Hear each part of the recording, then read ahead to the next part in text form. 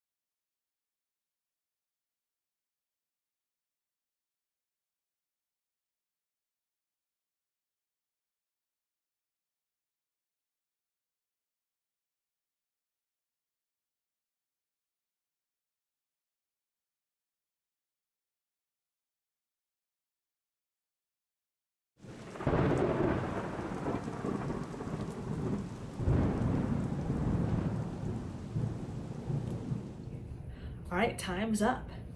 How did your character do? Did they feel like they shouldn't touch anything because they could not afford a new car? Did they feel like the car wasn't a good enough make and model to be worthy of them? Here's mine. I clutched my ragged sleeve around my hand as I tried the ridiculously polished chrome handle. Unlocked. Idiot. Heart in my throat, I slid into the leather upholstered driver's seat. Luxurious new car smell engulfing me. A pity its owner would never get to enjoy it again.